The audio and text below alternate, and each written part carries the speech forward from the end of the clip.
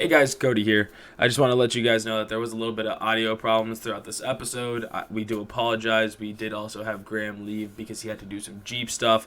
But we definitely wanted to make sure that we got this episode up because it was an incredible episode and you guys deserve to hear it. So if you can, just try to stick through it and enjoy. Hello, everyone, and welcome back to the Blue Collar Off-Road Podcast, episode number 28. And today I am here with Cody, Graham, Kish, myself, Luke, and a special guest, Texsun. I've known him for fucking ever and a day, it seems like at this point, through the internet. Met up with the dude in, 2013's when we started commenting on each other's build threads? Yeah, it was probably about that time frame in on jeepforums.com back when that was like the standard. I remember watching you getting roasted on Pirate for posting about Rubicon Express long arms and that shit. Hey, that was Pirate was like where people like us used to not go to when we were like in like high school or something. Yeah, and now I'm posting over there like an asshole on Pirate still. Yeah. I miss seeing those Pirate 4x4 stickers on like all like the serious rigs. It's like rare to see them nowadays. We've brought those back. We actually found a company that makes them still. That it's not the Pirate 4x4, but it's the double flip off with the smiley face. Oh, I got you. So we found that. This last Grand Cherokee that I sold a while back, I actually had a Pirate 4x4 sticker on it, and a guy was like, when he first messaged me, he was like, I noticed that Pirate sticker on there. He's like, how long have you had this, and do you have a build thread on it? And I was like, I don't know, maybe. But that was literally because the sticker was the first thing that he messaged.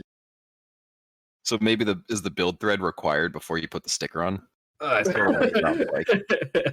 got to have a build thread with multiple pages, and you can't be like I was in like high school. Let me put this Rubicon Express 6.5 inch with lift shackles here. Oh Jesus!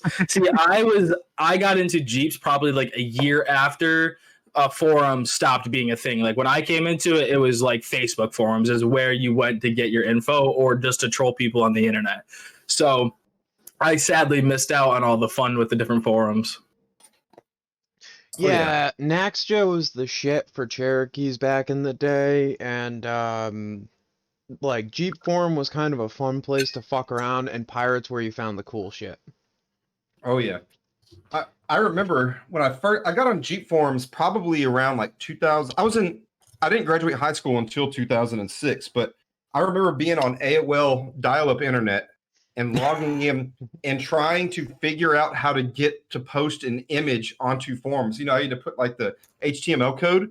I didn't know how to do that, but my internet was so slow that I couldn't upload my like 2D picture that was like taken on on a phone that was this big. Now that's just fucking aging yourself right there. It's just crazy how far everything's come, right? Oh yeah. I mean, what I love about the forums, I mean, even though most of them are basically dead, is they're, other than the pictures all being gone because fuck Photo Bucket. Oh right, I forgot about.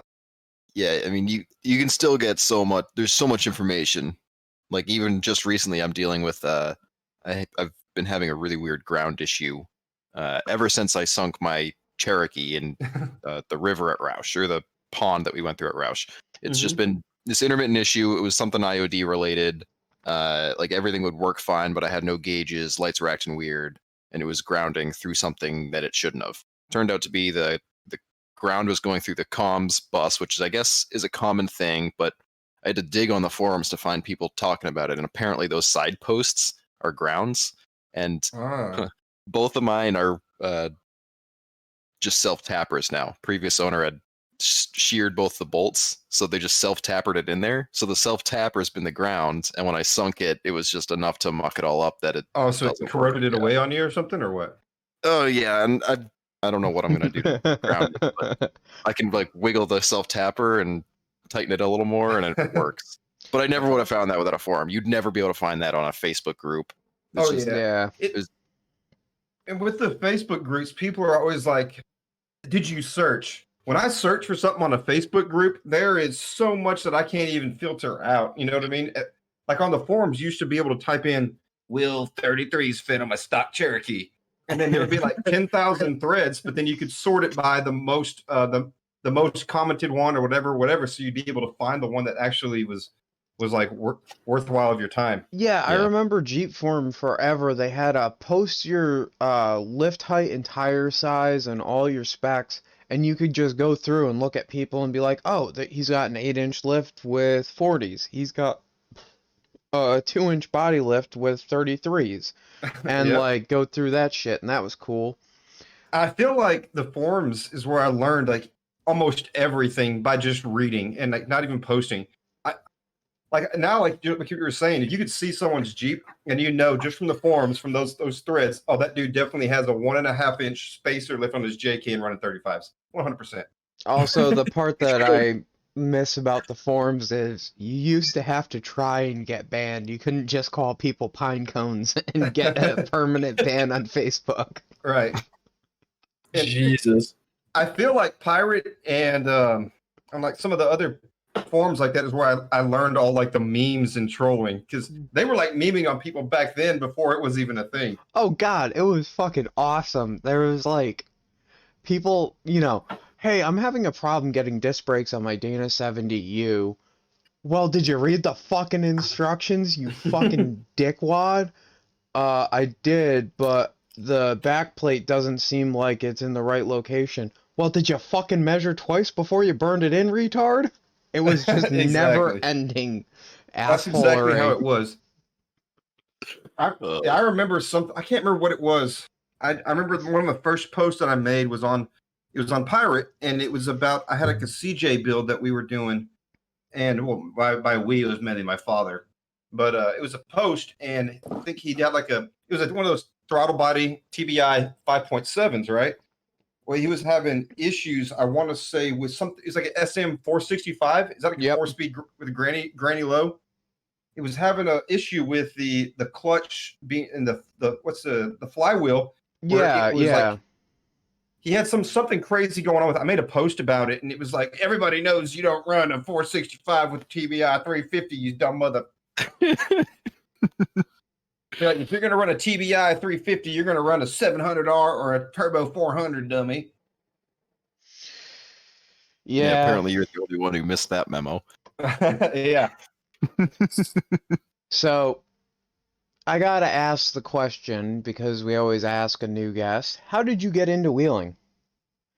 All right. So, I've been wheeling my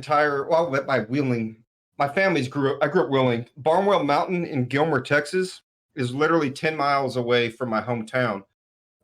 So I'm originally from White Oak, Texas. Gilmer is the next town over. And in Gilmer, they held the top truck challenge like a couple years in a row, back when those trucks were on like 46-inch tires and all this crazy stuff. It used to be in like the Peterson's 4-Wheel magazine. Do y'all remember that? Mm-hmm. Yeah. So it was like one of the challenges that they held. And we used to go out there all the time to Barnwell. But the big thing that we would do back then, my grandparents, they had a YJ, but back in the day, the YJs were like the thing, right? Because nobody could afford TJs just yet. But they had a YJ, but they did a 9-inch swap and a 44, which was typical. But they were running 39s or 37s, which were like the gumbo tires, right? Or whatever it was. I can't remember what size it was, but it was an intercoast, but they were like that V tread. You know what I'm talking about? Yeah. Yep. And so back then, they were like towing it around, and like I didn't think nothing of it because we grew up doing it. And once I got to be like 16 years old, I came home from school, and my grandparents, my dad, and everybody are sitting out there, and they had this purple XJ. When I say purple, it was fucking purple. Also, I'm sorry, I gotta interject. Welcome back, Cody. I'm glad that you had your traditional failure. Yeah, I was gonna say.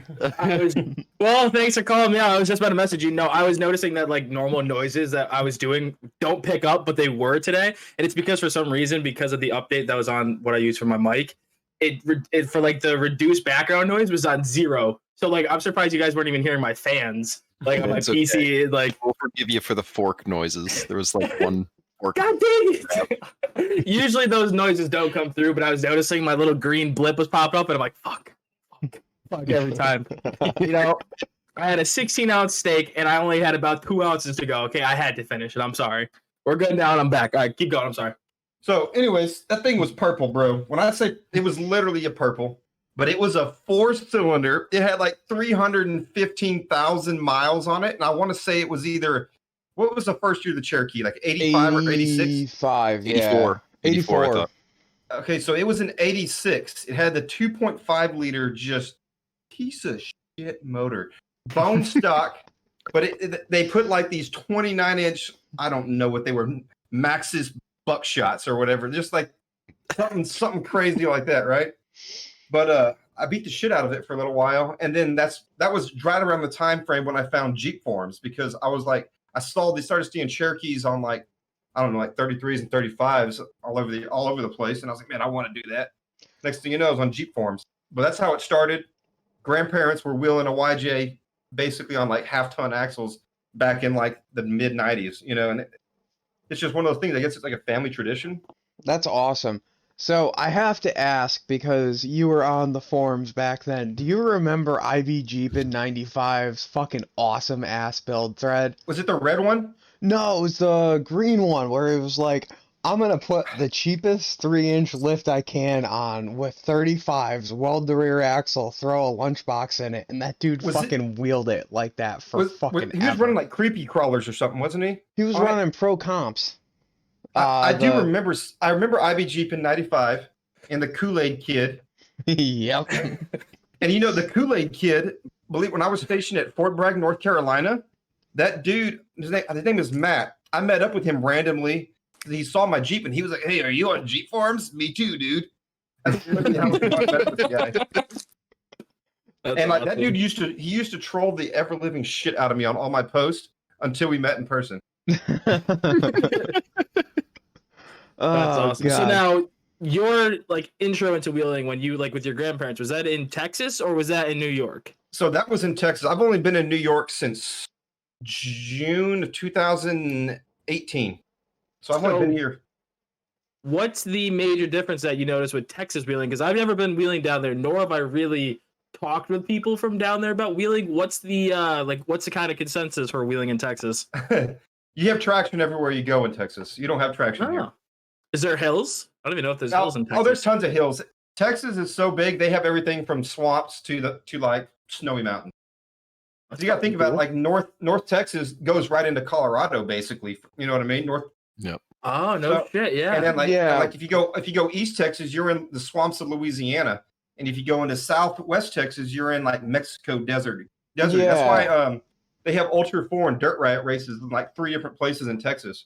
So That's sorry fucking to cool. interject here, but like when I was down in El Paso, my coworker had a rig on 33 Toyos, and it had like one locker in the rear, and that was it. And we were walking up stuff that up here would scare the fuck out of me with my 1-ton shit box that's caged and shit.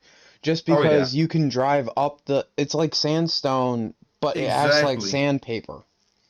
Exactly. So in Texas, when you're wheeling, unless it's just freshly rained, if it rains, it dries up the next day, right? So in Texas, you go wheel at whatever park you're going to, unless you're down southeast Texas, your tires are going to hook up. You don't even have to fucking air down.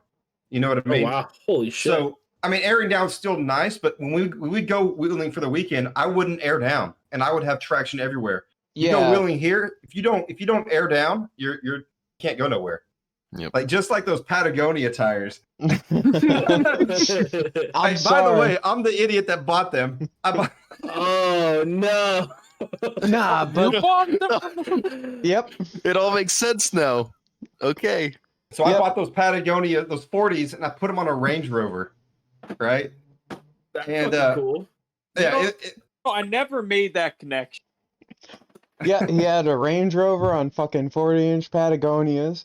He hit me up. He was like, "Hey man, how do you like the tires?" And I'm like, "They're a good road tire, and they're kind of okay in the woods. They're not great." And he goes, "I've been looking at them," and I'm like, "They're yours, $800." Wow, $800. That's a pretty fair price though for a decent 40. That mud sucks on the wet rocks. They're not great, but most tires aren't that great unless they're like a sticky or like a one of a kind tire. Yeah, but $800. That's not bad for a fucking 40. No, it was definitely a good deal. and I jumped on it. I didn't even have 17-inch wheels for it yet. So I got onto Summit Racing. I got the cheapest 8 by 6.5-inch wheels that I could find. They were Pro Comp. They were discontinued, but they only had 3 of them. They were chrome wheels, right? I got on the eBay and I bought another one for like $39 shipped just so I could have all 4. And I don't know. I think I paid $800. I think I had 40s on the Range Rover for under $1,200. Wow. So what suspension is under this Range Rover that you are putting 40s on it? Okay. It's not a Range Rover what you think it is. The only thing that was Range Rover about it was the motor. So it was a Range Rover Classic. So it was a 1990 Range Rover Classic. In the the front was basically like a radius arm setup. The rear was 4-link. But it's basically 4.5-inch coils on the rear that you would put onto like a Grand Cherokee. Yep. It's the same general setup, but this Range Rover was all gutted. It was a fun rig, dude. Everybody saw it like, bro, that doesn't make sense, right? but anyways, so the only issue that we have, the rear axle was a Dynatrac 60, right? So on the passenger side, the axle shaft was this long on the passenger side. That's gotta be what, fucking 8 inches? What's that? It's gotta be like what, fucking 8 inches? Because people can't see the like hand measurements, so that's gotta be yeah. So I would say it was 2 Coors lattes stacked together. You know what I mean? Not there yet. Roughly 1 Voodoo Ranger. Yeah, but you know what I'm saying, buddy? No, so it was probably, I would say, in all reality, it was probably like 12 to like 14-inch shaft on the passenger side. And then on the driver's side, it was like this big old shaft that went all the way across. Because with the LT230, which is the transfer case that the Range Rovers come with, that everybody loves because they're like indestructible. It's a gear-driven transfer case. I had a 4-to-1, like the low kit and everything, but it's offset, so you can't run like a straight drive shaft. It was offset all the way to the passenger side, right? Yeah, if I remember right, they got like because my uncle's big into that, and they've got the majorly offset pinion on both sides. It's on the same side, and it's like a weird split setup in there for the front and rear. It's like 2 separate gears, if I remember right. That exactly. Drive it. So it's supposed to be all-wheel drive, and then you can do like center diff lock, which is like 4-wheel, the normal 4-wheel drive. But so what it is, I guess it's like clocked weird too. So I don't know how to explain it. But anyways, it was a cool rig, super fun, and those Patagonias suck at the end. I went out to Roush with them, and I couldn't make it up anything that had any type of dampness on it. I was so mad. Holy I had shit. front and rear locked. It had ARB air lockers, front and rear. And it would just, if it was wet, it was just spinning tires, and I was like, oh. Wow. And I was pissed because I was running 37-inch creepy crawlers before, and I sold them, because I put the 40s on, and I went on like a road trip. I drove that Range Rover from New York City all the way to Eastport, Maine, which is like a 900-mile drive one way. I did like this eastern coastal off-road trail. I drove down the beach like 300 miles. It was freaking awesome. Holy shit. This was in a 1990 piece of junk Range Rover, bro. It didn't have heat, didn't have AC, but I had front and rear lockers and a winch.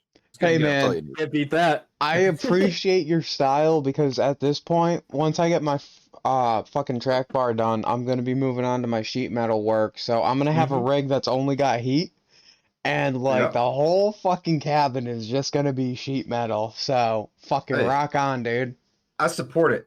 So this was March 2020. It was right before COVID lockdown happened. All that shit.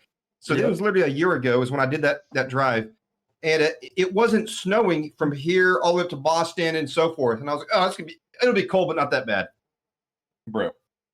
I got into as soon as I hit Maine, I saw ice on the ground, and I was like, this is gonna suck. I spent like 4.5 days in Maine, and I was like stopping every like 2 or 3 hours, hanging out, having a fire to get warmed up. I didn't have defrost on my windshield, so at nighttime I was putting towels on the window so it wouldn't like freeze up, so I could keep driving. It was a good time. Jesus. Correct me if I'm wrong, but you were a grunt, so would that be embracing the suck, as they say? Embracing the suck, they say. Yeah.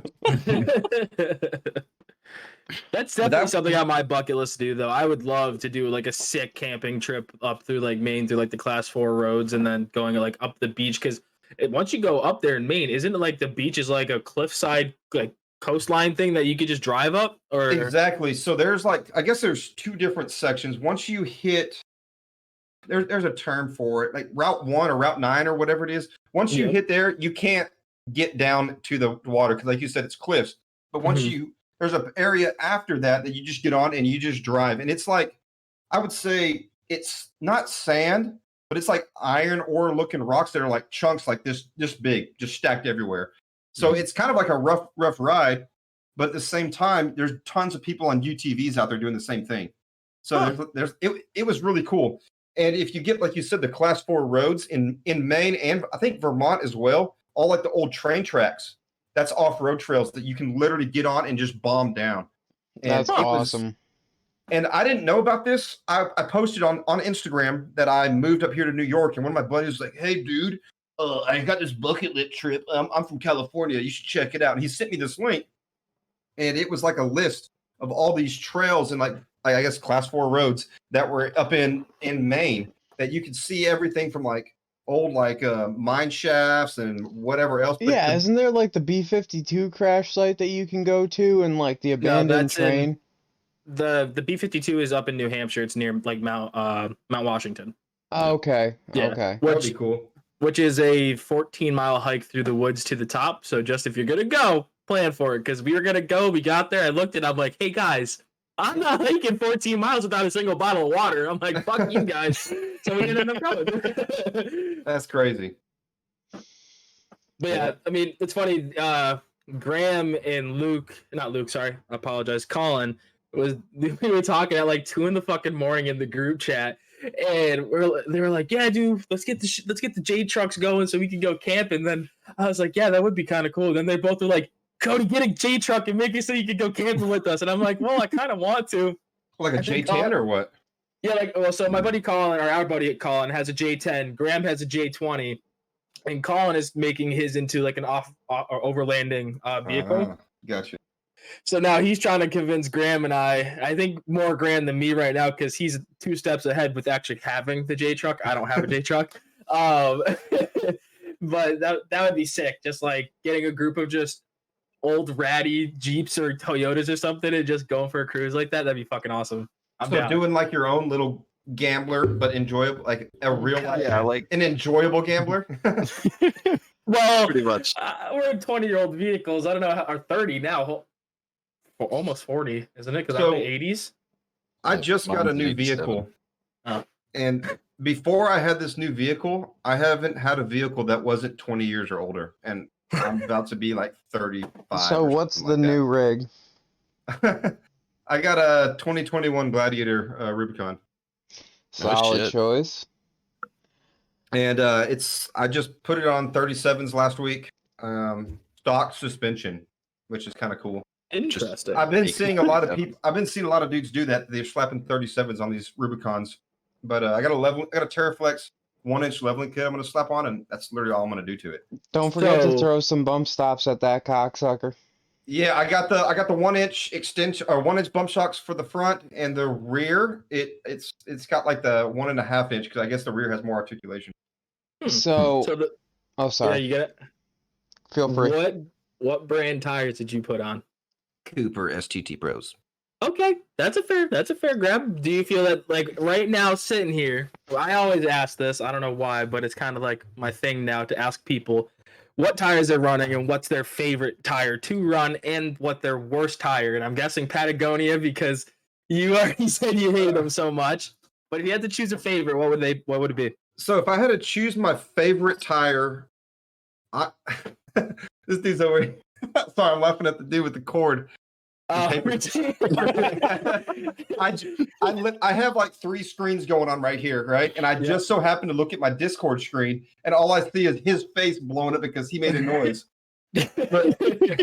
So the cord's because my mic hits my beard and everyone playing. It like scratches or something. Yeah. Yeah, it makes this rustling noise. So I No, I clothespin gotcha. it to my glasses to keep the mic away. So We're a high budget production. hey, that's what I'm saying, dude. I'm here drinking beer, having a good time. That's about the story of my life. But my favorite tires, I've had 4 sets of Maxxis Bighorns. Y'all remember those tires? No. No. I So do. it was after the Maxxis Buckshot, and it was before the Razors and before like creepy crawlers were real mainstream. But I've had, like I said, I've had 4 sets. I think 3 or 4 sets. But anyways, I had them on my black Cherokee. That was the first vehicle that I put tons on, and I've had it on the purple Cherokee, and then I had another set on a F-250 that I daily drove, and I guess I just had 3 sets. But I love them to death. I got like 40,000 miles on it, and I never had any issues in the Georgia clay because I lived in Georgia for a few years. But if I had to have a choice, the old school creepy crawlers for wheeling, not the new style. What are the new ones? The Razors. Not the Razors. It's the creepy crawlers, but Trepidors. Okay, yep. You know what? I'm gonna have to say I'm sorry, but I have watched creepy crawlers have fucking balls dragged over their face by radial traps. Really? Yeah, the That's radial impressive. traps are. I really like my Nittos, but I say this all the time. They're a side grade to me from the radial traps.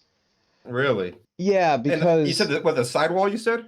yeah, Graham's had sidewall issues. I didn't have sidewall issues when I ran them on my ZJ buggy, but I've only Yeah.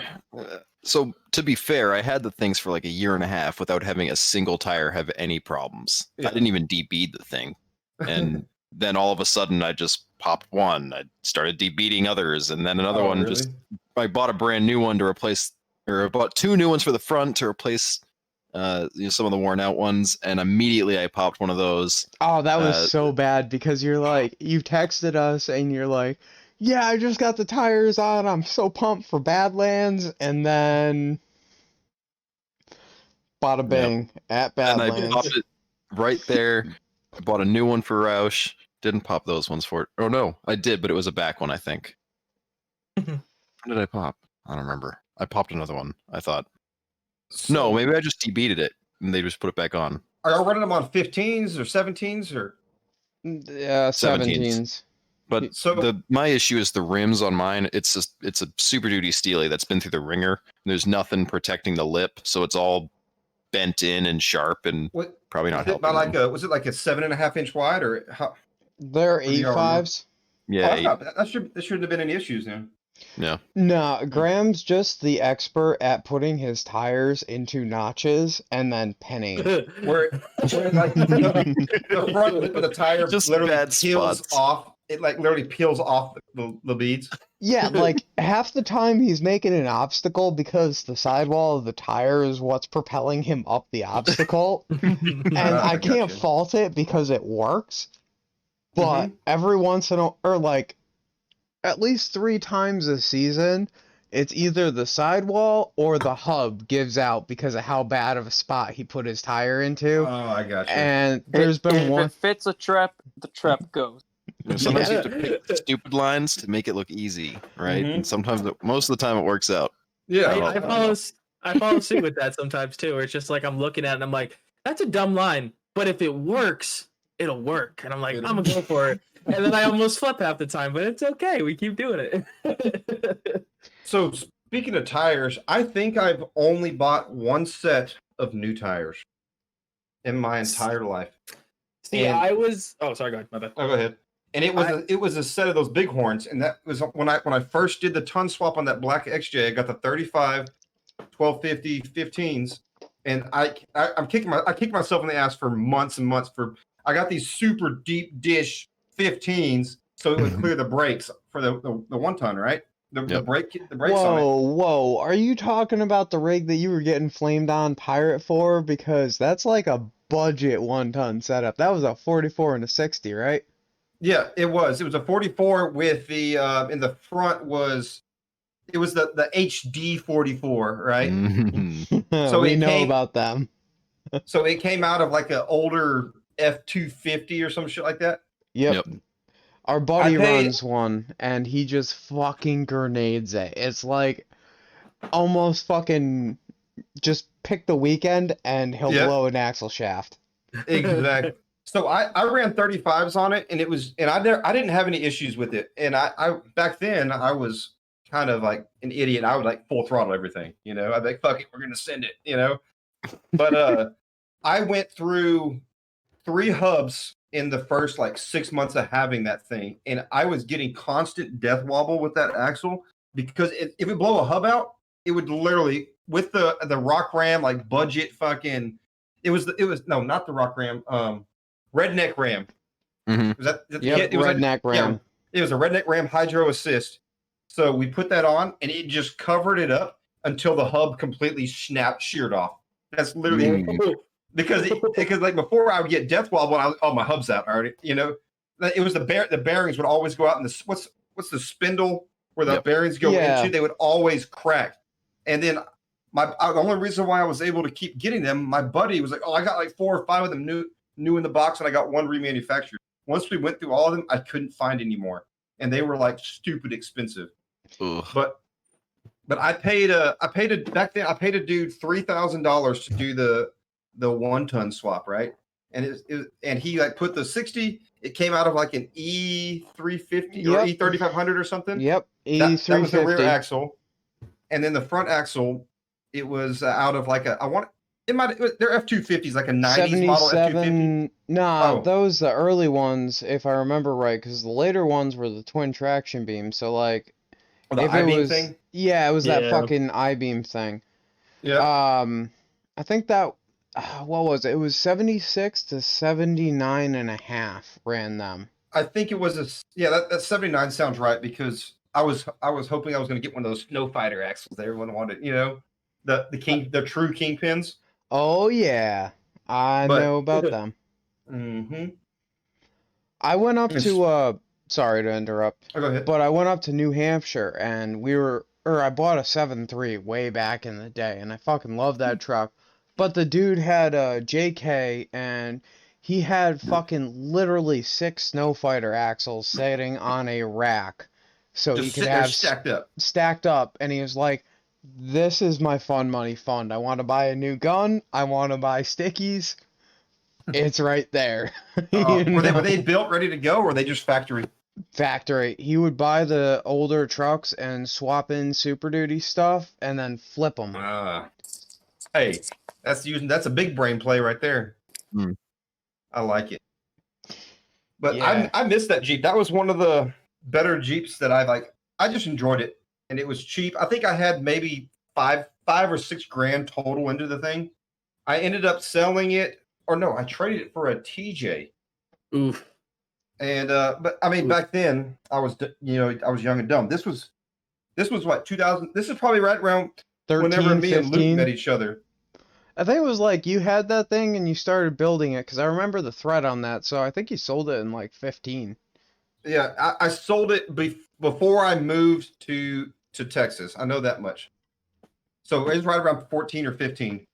But I want to say I traded it for a TJ, and the dude gave me like 4,000 cash on top of it. But at the time, I was like, "Oh, I want to build a TJ so bad." You know how it goes. They're so expensive, man. It's crazy the difference. I've hit the point though where it's like the only reason I'd be interested in a TJ is so I could have a tub with a VIN. I got you. Yeah. Because everything else doesn't fucking matter at that point. It's like just fucking hack and slash it all away. Exactly. And at that point, why are you even bothering with a TJ? You could do a CJ tub. It'd be cooler. YJ tubs are cheaper, and rusted out frames are very common. See, the YJ tub, I wouldn't mind. I just don't like the front grille. It's got to have the round headlights. I think they look so stupid. Well, that's what Jamie has. He's got a YJ tub with the CJ grill on it, if I remember right, and he's got a CJ dash swapped into it. That thing's fucking sick. Speaking of the YJ front ends, have y'all seen that Quadratech giveaway? They're doing like the JT YJ thing. Nah, I No. honestly don't pay attention to half that shit anymore because I moved into like such a niche where Yeah, I got you. like, you know, everyone here except for Kish and Cody, well, not everyone here, but like, it's everything that we're doing I'm helping people build shit. It's not like I'm looking at the catalogs anymore and it's like, I want this set of springs. Okay, I'll Yeah. order them. Yep. Well, it's really they're doing like the 30th anniversary for the YJ or whatever, but they have like a Golden Eagle YJ, or a JT, the new two-door JT, Yep. But they put the front end and like the interior of like an old YJ into like this new Jeep. It just looked really cool. Not something I would ever spend money on, but it just looked cool if they're doing it as a giveaway. I That's do have kinda- to say, oh, sorry. No, I was just gonna say that's pretty smart marketing though. You can kind of get to the new crowd with the newer vehicle with the old crowd who likes that old style and come up with something that will at least still run good. Where if they do a YJ, you got to worry about somebody. Oh, I'm gonna drive 1,500 miles with it, and they're like, oh, Quadratec's a piece of shit for giving me a junk vehicle. Well, with the I don't think they JT, gave him a junk vehicle. I don't think no, that's how but that like works. it's still an older a YJ is still an older vehicle. So by using the platform of a newer vehicle, it just kind of covers their own ass. That's smart. It looks really good. If y'all are on your computer, just go to Google or whatever and type it in. Be like Quadratec YJ or something, or YJ anniversary. Let me see. I'm gonna, Quadratec. 30th anniversary. Yeah, 30th YJL is what they called it. Now I'm looking. Let's see. It looks Images. really good. Okay, that looks cool. I Mine came have up seen with a pictures of this. I have a pop in front of me. Oh, here we go. Oh shit! It looks cool, right? Well done. I'll That just is- take everyone's word. So to clarify, it's a JL, not a JT. That's what I meant. Sorry, JL. No, it's okay. Just for our listeners to know, it's a JL that they used. I think it's just the grill. But it's They- not the Yeah, grill I because mean, it's that's slant. custom. That's It's not like even a slanted back and everything. Instead of being flat, it's slanted back to go with the JL lines. And Dude, Cody, that the looks tires so that good. are on there were those stickies that I was talking about at the Yes. shop. Yeah, those things. Not those. I don't think those are stickies, but that's what I was Yeah. talking about. Those Dude, tires. yeah, drive that. Yeah. That's cool. But I love the paint job and the pinstripe that goes down it. You know what I mean? Yes. I want to see the interior. Where is it? No, I actually had seen this. I just didn't put two and two together. I don't remember where I Fuck. saw it. It must The be only Facebook. reason why I know this because I was taking a dump earlier and I was looking at my Oh. Dude, those seats are saucy. All right, I would spend money on that. I lied earlier. I would spend money on that. That's sick. That is fucking cool. They did a really good job What's with a that. giveaway? Go get it. I already entered one. Okay, I'm all set for now. I gotta see if I win that one or not. All I'm gonna No, you say. can always just dip your hands in multiple buckets and Oh, so speaking of which, for giveaways, if you guys have ever entered for one of the Diesel Brother ones, follow them on YouTube because their YouTube, they do 24-hour deals before the end of their giveaway. And like I got like double entry with 20% off, and I bought like one shirt and got like 14 entries, which is normally only like 6. So it's pretty Heck cool. yeah. That's awesome, dude. A free shout out to them, I guess, for the few people that listen. But so what's the, like, do you notice a major difference that either benefit you or make it worse from going from like a generic suspension setup to this oh fuck, never mind. I thought you were in a disco. Never mind. I'm stupid. Well, I still have a I just sold my disco. Oh, so you have, okay, so Okay, you hold on. the disco. Hold on. Let's go back. Let's go back. Yeah. All right, Luke already said it. I have a whole bunch of stupid builds. All right. Yeah. So here's the thing. When I moved to New York, I realized how cheap Land Rover and like Toyota shit is here compared to Texas. In Texas, you can't get a disco for under $8,000. Here, I got one for $1,300. You know what I mean? Like here, a disco is like a Cherokee in Texas. And like the same thing, I had an FJ60 that I built, not really built. I just made it look better and flipped it last summer, right? Long story short, in the 3 years I've been here, I've gotten all the vehicles that I've wanted to have the last 15 years. That makes sense. Wow. All right. So I've had the first thing I got when I moved here. Let me backtrack this. The purple Jeep. I sold it finally here in New York City. But here's the thing. In the purple Jeep, it was not the 2.5 liter 4-cylinder or nothing like that whenever I finally sold it. But I drove it from Texas to New York City. And I told myself when I'm moving here, whatever I can fit in the Jeep and on top of the Jeep and on like this rack carrier thing in the back, that's what I'm moving with. My Jeep drove like this from Texas. I drove like a U-Haul trailer. Why didn't you just grab one of those? I just wanted to do it. I took like 30 days off. I took like 30 days off of vacation, some time off. And I was like, you know what? My father, he was diagnosed with bone cancer and he always wanted to go to New York City. And we did like a father-son trip. We took us like 9 days to drive from Texas to New York City, but we stopped he had like a checklist of national parks and sites he wanted to see. We went and stopped at every single one on the way here, right? That's fucking awesome. That's awesome. That was like the best. That's like the most. Like I joined the Army when I was 17 years old. You know what I mean? And I'm about to be like 35. But long story short, I spent more time on that drive from Texas to New York City when I moved here with my father than I have the last like 2 decades, basically. You know, it was awesome. Wow. But the craziest thing, that Cherokee, it had, when I finally sold it, it had 380 something thousand miles on it, right? Holy shit. We drove like this, like California squat or what Carolina squatting it the whole way. I have a picture somewhere on my Instagram. I'll find it and show y'all later. But anyways, when I got here, I ran that Cherokee for like 2 or 3 weeks, and then I was like, man, this thing fucking sucks in New York City traffic. Oh, I can imagine. Because I was living in New York City, and it was brutal. Long story short, I was coming home from work one day, and I lived out in Long Island in Babylon, which was like 60 miles away from the city, and I was driving into the city every day, right? Because I couldn't afford, well, I could afford, but I just couldn't justify living in the city, if that makes sense. Yeah, dude, like I totally get that because I've always been a proponent of live below your means. Mm-hmm. And you can live well below your means. You can't live well above your means. Exactly. So I have a 3-bedroom apartment, but I'm 60 miles away. At the time, I was 60 miles away from work. Now I walk down the stairs, walk across the street to my office. I got lucky and they gave me some extra money. You know what I mean? Yep. But anyways, that's beside the point. When I was driving 60 miles one way back and forth to work, and I was spending more time driving than I was working. Literally, can't make I believe it. Shit. And I was coming home from work, and I stopped at Taco Bell because I was hungry, or I don't know. And on something in the corner of my eye, I saw this disco. It said I think it said $1,500. It needs work, right? And they told me it needed a transmission, is what the guy told me. Well, what it was, they're all-wheel drive, and the front drive shafts are prone to going out. I didn't know that. I didn't know anything about discos when I got it, right? All I knew is that I've always wanted to make a Safari disco. It would be cool to have one. That's all I knew.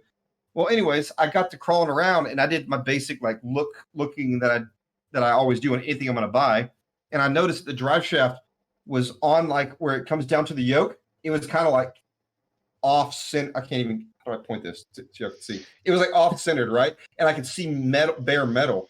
And I was like, I grabbed it and I just touched it. The U joints were completely shot. Oh my God. So they told somebody that it needed a transmission because it was like clunk, clunk, clunk, clunk, clunk, clunk, clunk. It was making the noises. They told him it needed a transmission. Well, I called the number. The dude shows up in a brand new Range Rover Velar. And was like, they said it needed a transmission. We didn't want to spend it. So do you want it? You want it? You have it. I got on Amazon. I had a drive shaft overnighted for $190. Front drive shaft. Put the front drive shaft on and drove it home. And I had a disco that had heated seats, all sorts of sunroofs, AC, and all this fancy buttons for $1,300. Holy shit! Well, And that's sorry. Go That's ahead. like my Cherokee. I was there and it was like kind of a base model, this, that, the other thing, and he's like, yeah, it needs a transmission, and like I saw the CPS was unplugged, and I've said this on multiple other podcasts, but the little old guy's like, because it wouldn't start because the CPS was bad. He's like, what are you gonna give me for it? And I'm like, I'll give you $300. I gave him the $300, and I had the transmission sitting over at Kish's house. Mm-hmm. Well, the AW4 or the AX15? AW4. It's now got an AX15 because I decided that I wanted to get that man pedal. And so we both swindled old people into giving us Cherokees for cheap money, is what you're saying. I mean, I got mine from a little old lady who said Jesus brought me to her for $500 with 115,000, and the thing was fucking mint. So me and Luke are just dickheads, I guess.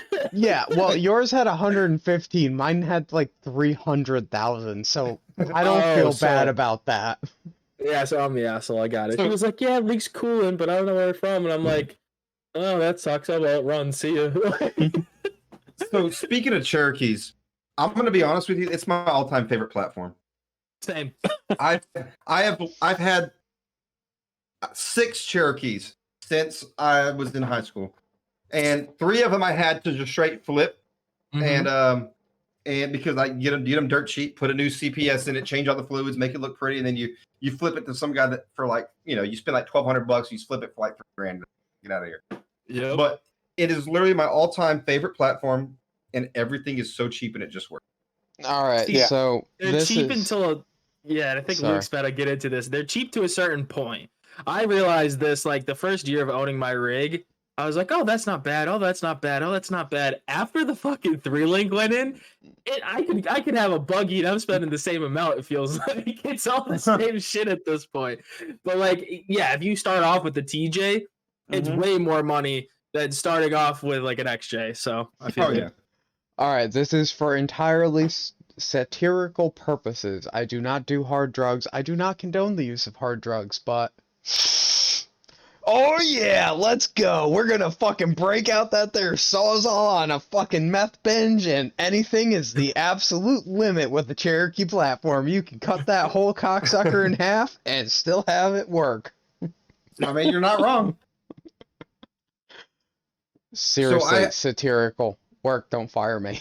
I picked up a Cherokee, and I wanted to chop it up. I wanted to, and as I was crawling around underneath it, I just realized how mint it was. You know what I mean? I was like, okay, this is not the one to chop. And I was crawling around, and I was like, dude, this thing is nice. Why should I cut this up? And then I ended up selling it. It was a red one, a Briarwood edition. Y'all remember those?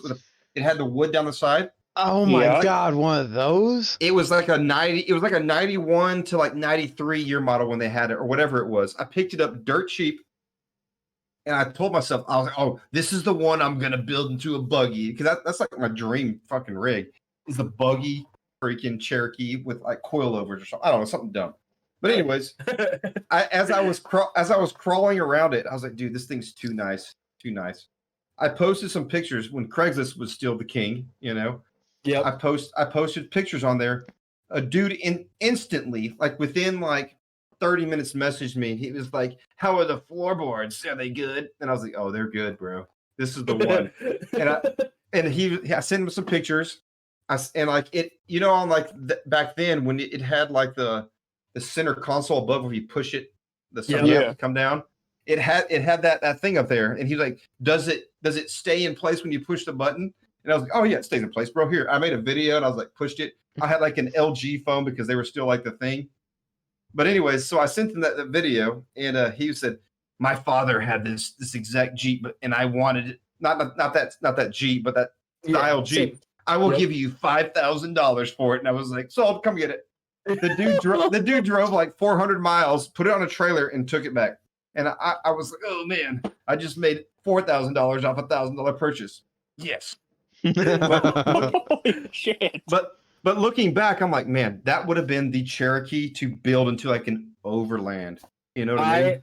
I almost did that with mine. I had it on. I bought it for $500. Put a little bit of money into it. 3.5-inch left, 31s. Thing was, I mean, I shit you not. This was the cleanest fucking XJ. I've bet many people. The only person, it has been one person. When I say I will give you $20 if you can find any flaking rust. Yeah, there's obviously surface rust, but flaking rust that you can break off. Luke is the only one. I've had all of my friends with Cherokees, every single one of them. We've had like anybody that I go wheeling with, but like that's just like I'm just saying, it's stupid clean. What'd you do? Climb under the gas tank and like pick at it until it came out? No, That's I exactly climbed what- under there and I stuck my hand into the fill port through the unibody Yeah. rail, and I was able to pull a flake of rust out of there. And he's like, "You are a fucking asshole." I had it up on Facebook. There's a time where it was before my girlfriend got her Jeep. Mm-hmm. I had it up on Facebook for $5,000, and I had tons of people hitting me up. They're like, "Yeah, I'll take it." Like, I think the most technically was like 4,500 that somebody was offering me. I was like 3 days out from just selling it to him, then buying a buggy.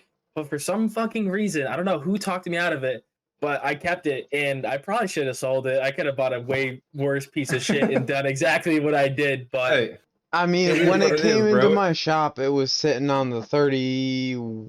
It had the 36s, but you were selling those. hey, one second. I'm listening. I gotta run to the kitchen and get some more beer for this. All right. yeah, no All worries. right, no problem. But I don't know. There's times where I definitely wish that I just sold it and took the money and ran. But I'm happy that I did what I did with it because, like, Yeah, what but am I gonna it's do? I'm yours. gonna buy another. Yeah, exactly. But it's like, what am I gonna do? Buy another Cherokee that's either A, already beat to shit for $4,500 and do the exact same thing I'm gonna do to mine, or chase problems that they never dealt with, or I'm gonna go find an unmolested stock Cherokee to do the exact same thing to it of what's going on with this. So I'm kind of happy I didn't sell it, but it was like I was an easy $4,500. Like, Yeah. I mean, I particularly enjoy yours and Kish's builds, though, because it's kind of nice to be able to sit there and be like, yep, Yell All at right. us to do this or that. yeah, this is the thing. But the more that I'm working on my Jeep, the more sentimental I'm becoming with it. oof.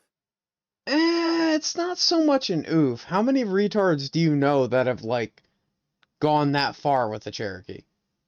Quite a few. And how many of them are just like, yep, I'm just gonna sell this? None. Exactly. I mean, I understand it for the point of like, unless you are starting to do reds that physically a full size rig, meaning like a full body rig, just isn't making it down, so you need a buggy. I understand it. But, But, Yo, like, I see Luke making a buggy and keeping Cherokee. yeah, well, so, that's understandable. I could get behind that. That's cool. so, like, my Jeep is going to be the rig that will run an easy red and will run a hard black, but I can still drive to go and get ice cream for as long as I own it. No matter how far I go with it, that is the criteria for it. Even if it ends up, like, almost at the hack bar stage, because hack bar has just about a buggy, but he doesn't have a buggy either at the same time. I think that's like the maximum stage, but when I hit that point, it's still got to be able to go down the road and get ice cream or go to work when I want to drive it to work. You know what I mean? There's no point in me owning it if I can't drive that to where I want to go when I want That's to go fair. there.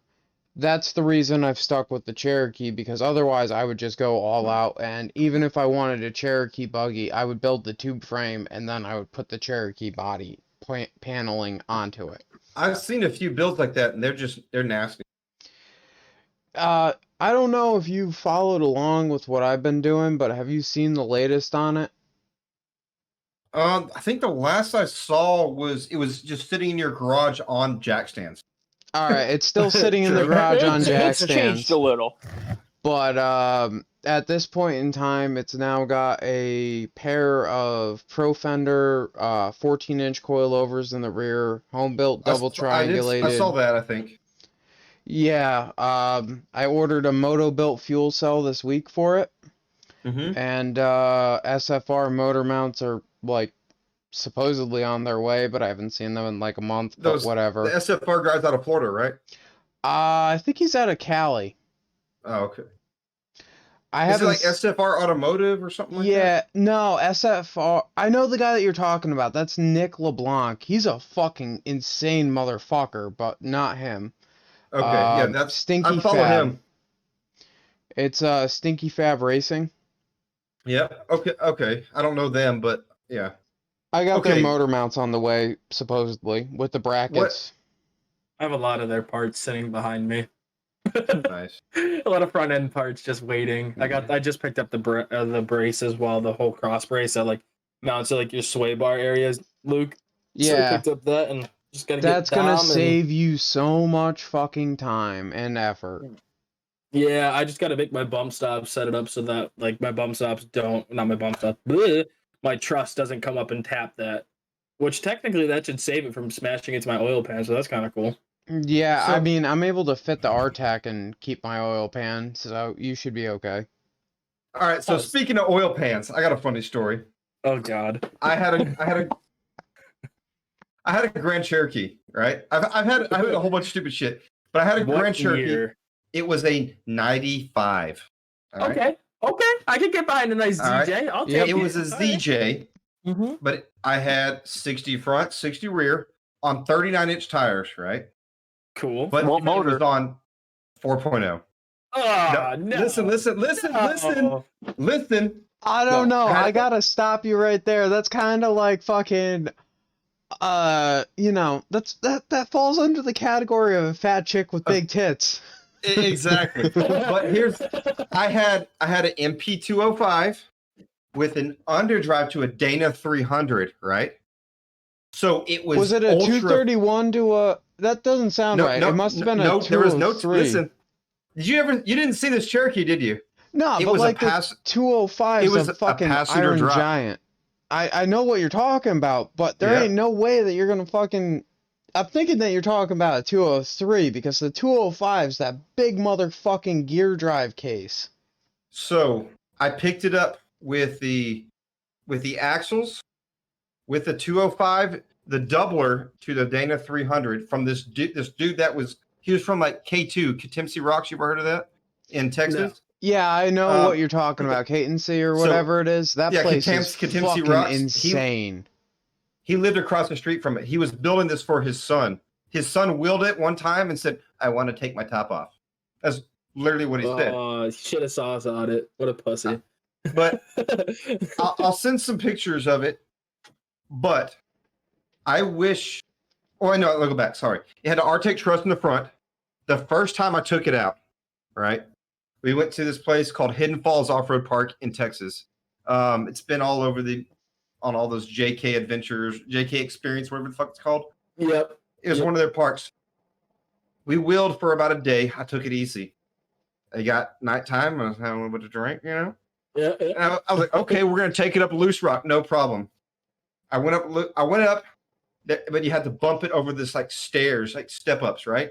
Yep. As soon as I bumped it, the axle slammed into the oil pan. Freaking rod knocking, and oil just pissed out everywhere. There was no bump stops on this thing whatsoever. And I picked it up and I was like, all right, we're gonna go wheel it. Let's go. And we just took it out. But anyways, ended up we put bump stops on it, and it was on factory suspension. But you can think about the coil buckets for like 4 inches above on the axle, on stock suspension on 60s. Let me see if I can find pictures. Well, I'll send it to y'all later. Mm-hmm. But that thing, I was so butthurt because I didn't even get to wheel all weekend. I wheeled like a day and a day. I got there like Friday. But it's part of it. Yeah, I had a 96 ZJ with a 5.2, and it didn't last. I ended up I traded that for my first ever Cherokee, and then from there I've owned 7 now. I mean, that's awesome. Yeah, I wish I built the ZJ. The ZJ would have been a really sick platform to go off of, but who knows? Life has totally gone a different direction. Oh yeah, it's part of it sometimes. So, out of all the off-road places that you've gone, what's your favorite? The favorite, I like camping at Roush. Okay. They have the easiest camping out of any place I've been to. Yep. You literally pull in and you camp. Easiest? You literally you get there, you pull in, go right, and you're camping. Yeah. Oh, okay. All these other parks, you have to go in, you got to pay them or whatever, or see if they have slots. Oh, we only take 200 people for the weekend. You got to reserve, and But like if I was to go to Roush by myself, I could go camp on the weekend and just pay them $30 for staying the night there. You know what I mean? Or whatever So the nightly fee. I've got to ask, does this mean that you're gonna show up for the hooligan bash in Windrock? When is that? We haven't determined the date yet, but we're gonna be having a decent party at Windrock because it looks like I'm gonna be moving an hour away. Well, I Well, thought Windrock was next year. Yeah, Early Windrock's- September is Roush this year. Yeah, we're doing Roush this year. Windrock's gonna be next year, probably sometime like late summer. We Yep. might do that in place of Roush. That'd be sick. I'd be down for that that. would be. So I went to if I go, all I have now is my JT. That's all I got. I sold Dude, everything. I swear to God, we went out and we ran the blacks and the reds, and Yep. like right next to us, we had dudes on 35s with Oh yeah. That's the best part about Roush, right, Kish? Oh yeah. I've Yes. here. Check that out, Luke. I don't know if you ever saw that Cherokee. This is that Grand Cherokee. I saw the Grand Cherokee. It was like Monster Line fucking Tan. FDE. Yeah, basically. That would be really sick to get a Roush event with all of the different people, like the guests that we've had on the podcast. That would be so much fun. And we could do like a live stream on Instagram or something with all the idiots. That'd be sick. Yeah, it would. That'd be an awesome night for sure. Or weekend technically, but I'll say if we did a live stream. But That would be absolutely amazing. I hope we can try for it. We're still a few months out, so I'm sure we could definitely set it up so everybody has a chance to go. Mm-hmm. Oh, I definitely won't go. You're not going to Roush? No, it's on Labor Day weekend, right? Yeah, Yeah. they do the Labor pig Day roast anniversary. every. But Oh, what do they do? They do like some event. No, we Nah, are. We do an Where's- event Yeah. around Labor Day. It's called the Web Wheelers Ball, and it started because a friend of ours, Chris Ball, it's right around his birthday, so the tradition got started, and it was all the big Cherokees and all the big rigs from New England would go there. So we started it up as a meme to try and get him to come out wheeling with us. Yeah. Speaking of which, we need to kidnap him and have him on a podcast. That'd be sick. I'd be down for that. But What's yeah, he got? he's got do you remember I hate it when I take the doors off of my XJ and the unibody folds in half Yes, on Facebook? I remember that. Yeah. You remember that silver Jeep that was always getting memed? Like, I hate it when the crazy stinger. Yeah, I can't remember. It's had so many iterations, but it was Oh, like, okay. I hate it when I hit 88 miles an hour and the doors fall off or something like that. Okay. He's got 1 tons, 40-inch red labels, and the dude just beats the balls off of this thing. I think I vaguely remember it. Yeah, I mean, awesome dude, like, salted the earth person. Yeah. But we were trying to get him to come out wheeling, so we called it the Web Wheelers Ball 2.2, because it was his Yeah. birthday celebration, and now it's going to just be the Web Wheelers Ball. And we're going to Yeah. keep doing that every year. We're At hoping Roush. to transition. I think keeping it the Web Wheelers Ball would be the perfect name, even if we transition it to like the podcast event. You know what I'm saying? Because then, granted, like we It could fits. exactly, we could have all the dudes that we've chatted with on the podcast come out. Granted, if we keep saying the date, if we get any bigger, we're gonna have others show up, and it might get even more rowdy. Then we'd have to set up a real event with Roush. That'd be fucking really cool to start. Like if we ever got that big, but I think it would be really rad to set it up with everybody to go out. Hey, man, we hit 1,500 downloads the other week. So, That's awesome. I mean, I guess for doing this for as long as we've been doing, I guess it's starting to grow a little bit, but... Wait, so 1,500 downloads from all platforms or just from one specific? Yeah, from all. Nice. That's sick though. I didn't know if it only counted one or No, what it, the it'd be cooler if it was one. So, to go into a little bit of the nerd shit behind it, but the way it works is Podbean hosts it, and it sends Yep. out an RSS feed. So every time that the feed gets hit, it registers one download Fucking or cool. one listen. That's cool. Because, cool. like, the amount of data that we throw up to do these things is asinine. It's like 500 megabits an episode. So think about Spotify, Apple, and all them trying to host it. That's why we do the RSS. Or they do the RSS. And Sorry it to go allows into the nerd. Hell yeah. I don't understand a word of what you just said. Okay. Numbers, Richie, numbers. So I know y'all asked me what my favorite tire is. What are y'all's? Let's hear it. So personally, mine is a General Grabber X3. So That's their mud terrain, right? Yep, that is their mud terrain. The only problem is they don't sell a sticky and they don't sell a 40. I've been honing them on Instagram. They responded. They said that they are not in the plans to make one right now, but they said that they don't know. But yeah, as a 35, I fucking love these tires. I will rant for fucking days about them. Richie has a set that was on Graham's Jeep for 2 Yep. years, I believe. And then it was on Luke's Jeep. They were on Luke's Jeep for, I think, a year and a half, right, Richie? I think closer to a year. And I think Graham was a little closer to a year and a half. Regardless, they probably have, I'd say, almost 30,000 miles probably on them. I'd They're say. still getting after it. That's a pretty fair estimate, 35,000. And they're probably still I at put 50%. 8,000 on them. Okay, so yeah, I'd say 30, because probably 10 from Graham, 10 from Luke, and probably 10 from you now, I'd say. I'm about 15. Holy shit. And these things are still fucking great. They work good in the snow. They're not super loud. They're kind of loud on the highway, but... See, mine were never loud. Oh, mine are definitely loud. All right. Mine are... So, But, oh, sorry.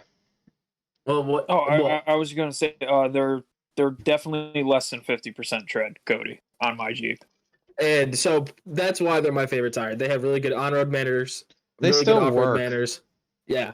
And speaking of tires, they're the reasons why I will continue to buy new tires from here on out unless they're stickies.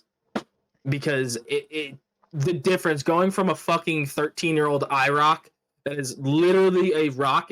I swear the things I wheeled them at 3 psi. They still did not fold over. Like Hey, I had IROCs on a CJ5 with Bart Racing beadlocks, 0 psi registering on the tire gauge, and the tires were still full. And I'm like, hello. Dude. So like that's the reason why I will continue from here on out to buy new tires, because like I could just walk up to my grabber, put my hand on the tread, and just twist it. Almost like just fucking I could probably almost rip the tread off. It's that soft. It's awesome. But I know Luke has a few options that he enjoys. So, personally, for me, it's going to be a cross between either one of the two Nittos that are out there, either a 40-inch radial Trep or a Razor. What's the case spec? The other Never option is I've got You said- K-specs on my Jeep, which are the Nittos. It's just a heavier sidewall. That's what a lot of those Ultra 40s were running there for a while, right? Yeah, I'm running those on my Jeep, and I love them because they're very strong. Like, I dropped...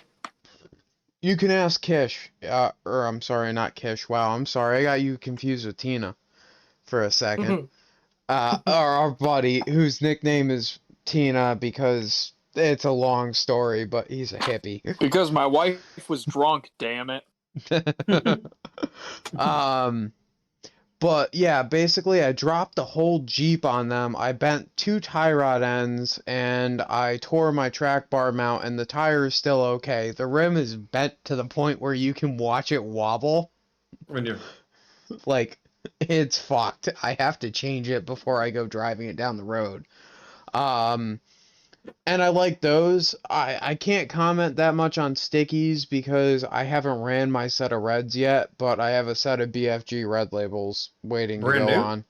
No, fuck no. Oh, I bought I was used. like, damn, son. I bought used. They're between a quarter for the rears and a half for the front for tread. Oh, dude, you don't want to buy them new anyways. You want them to be actually sticky. You know what I mean? Oh, I do.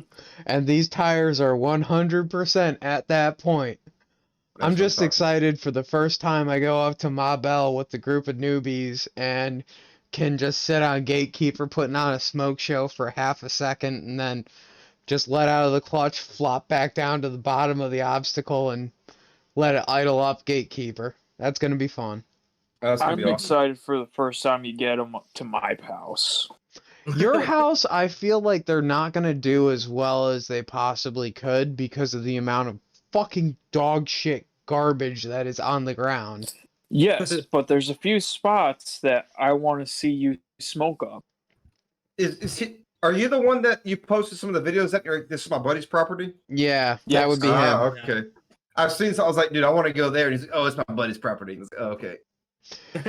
You should. Feel free to come on up. You're about to get out of New York. If you take the ferry, you're about 50 minutes away when you cross the ferry line. No, that's not bad. That's not bad at all, actually. I didn't even Yeah. realize that how close. I'm in Massachusetts, so I forget, like, they're an hour and 15 minutes away from me. So then, like, in New York City, I think it's like 2.5. So that makes so much sense that it's literally Yeah, like, but Right. if you hop the ferry from Long Island, dude, it's not bad I at live- all. Yeah, I live on Fort Hamilton now, which is in Brooklyn, which is right by the Verrazano Bridge. But That's from still he- not terrible. No, Well, I'm like an hour and a half or so from New York City. so what part are y'all in? Like Waterbury or? Near Torrington. We're a few miles up north from Waterbury. So from here to Waterbury is an hour and 41 minutes right now. woo! Traffic. All right, so let's just make it Yeah. 2 hours then. Yeah. Which wouldn't be bad because we are. Nah, like, fucking a Graham lot of- does that every time, which, by the way, rest in peace, Graham. Yeah, he had to go do Jeep things. Oh, I thought he had to go and eat car batteries into the ocean. Jeep related. But the good thing about Richie's house is, like, he has a shit ton of, like, fields. So every time that we plan an event there, it's a weekend event. So Oh, yeah. if you were to come and camp, we have a fire, we hang out, we drink some beers, and shoot the shit. It's Yeah, worth it. whenever I have an event here, I always offer people Friday night through Sunday. Yeah, that'd be awesome, dude. Yeah, the only We thing I'm actually gonna have one coming say, up in June. In June, what part of June? Because I'm leaving to First part. Mississippi in like middle of July. What is dude, it? that's fucking June awesome. 4th? Is it? June thing? 4th? Yeah. Well, my birthday's June 3rd. Oh, perfect. Hey. So come out here and Hey, get drunk. we'll celebrate your birthday. How about that? Come up, get fucked up with us. I support it. Let's do it. But I'm down. I was planning on going camping this weekend. I just want to go somewhere and get away from the city. you know, Dude, so- I feel that. Yeah. I just So love. No, you're good. Sorry, go ahead. Anytime that I'm not gonna go camp when it's cold because I'm a bitch like that. But it's starting Yeah, to well, warm you're up also a an little old man. bit. Once it starts getting warm, I spend as much time as I possibly can away from the city, like out in the woods. Like there's been times when I've driven out to Roush just to spend 20, because Roush from where I'm at right now is exactly 103 miles. So That's not bad at all. So there's last summer I would go out there just to spend like one or two nights out there and not even wheel. I would just go out there and just hang out and just be away from everybody. Honestly, that's such a good idea too, because like if the camping areas are that nice, you're surrounded by shit that you love. You could walk around the parking lot and just start a fucking conversation with people, and then they probably would invite you by the fire, and you could hang out with them. Dude, that's such a good idea. Yeah, That works I've so done well. it a whole bunch. I probably wheeled Roush about 4 times, but I've been there probably a dozen times. I see. You know, it's funny. I've never been to New York City, and I've never been to Roush. You never Hey, been to Roush? No, I have not yet. Last year, last year when they set the event, the Web Wheelers Ball, it's the weekend before I go up to Lake George for their car show. So it's I tough. got you. It's tough for me because I'm spending $1,000+, especially because like hotel rooms are $600 a night during that weekend. So like, it's tough for me to then drive 2.5 hours up and have that plan when I know I'm going to Roush the weekend, or opposite, whatever. Like it's tough for me to go down to Roush when I know I'm spending that weekend. Where this year I am going to Roush, coming home for a day and then driving a classic car in the trailer up to Lake George. So this year's gonna be a very expensive but fun week and a few days. I'm taking that whole week off, it looks like, because Hack Bar is coming down from Michigan, so we're gonna hit Roush and then AOAA. I mean, oh, sorry, go ahead. Sorry. Which one's AOA? Is that That's it's in park. Pennsylvania. It's about 35 minutes away from Roush. So Okay. we were gonna go hit both of those, and if I end up moving, it's going to be one of them things where it's like if I'm gonna be driving, 10 hours to go up to Roush and drive 10 hours. Oh, Roush is 10 hours from you? Well, I'm gonna be an hour from Windrock, so it's gonna be a He's decent talking drive. about after he moves to Tennessee. Oh, Yeah. I got you. Yeah. So if I'm gonna do that, I might as well take the whole week off and go and hit AOAA with Curtis. I mean, I'm down because if I'm gonna have the week off too, I have a spare day in between that I'll just say fuck it, I'll drive home. I'll drive home on Wednesday or Tuesday, and then Wednesday I'm driving up to Lake George. Fuck it.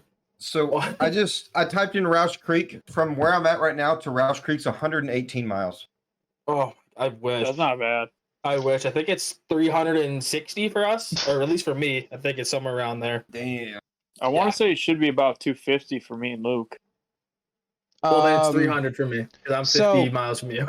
On a side note, you know how I just mentioned Curtis? He just texted me some pictures of his cross member that literally split the tube. That thing is fucked.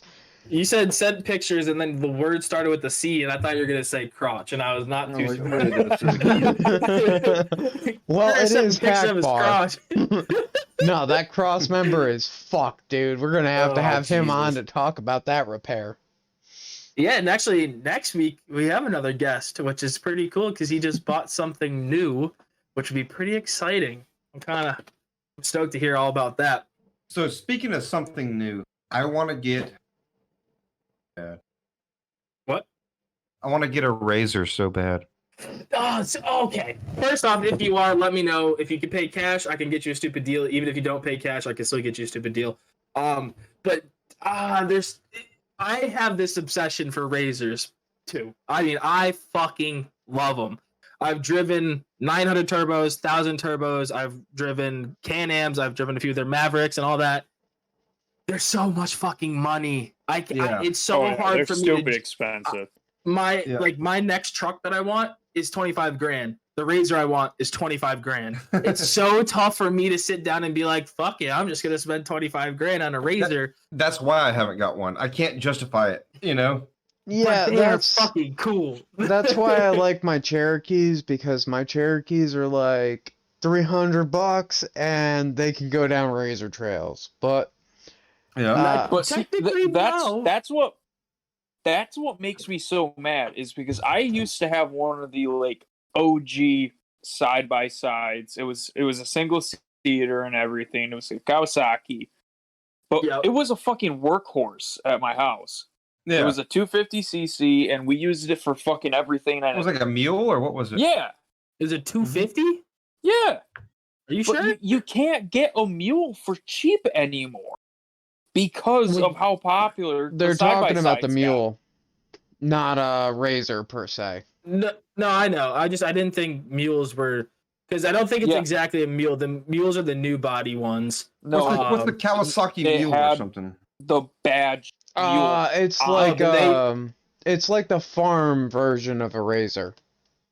Yeah, it's kind of like the Rangers, the It's Polaris Rangers. utility. It's a utility version. Yeah. But not to But interject. they went all the way down to 150 code. That's Oh, weird. So it must have been That's like a just like gator. it's basically what it is. That the one you're talking about, the 250s. Yeah. Yeah. Yeah. So it's pretty okay. So like I didn't even know they went that small. They're Well, fucking cool though, man. Like one of my buddies just picked one up because he has a girlfriend who her father has a cottage up in Vermont and he keeps his snowmobile up there. He keeps his he's now gonna keep his razor up there. And I'm trying to convince him so hard to come to Badlands with it. But I know for a fact he's gonna be like, oh, I can go up this black trail with you guys, and either A, do it with no problem, or he's gonna fuck some shit up. All right, guys. I'd say we covered quite a lot here. You guys want to perhaps cut it here? Yeah, Sure. sounds good to me. All right. No matter your location, remember to air down and keep it. Don't buy Patagonias. Yeah, something like that. Sounds good to me. Take it easy.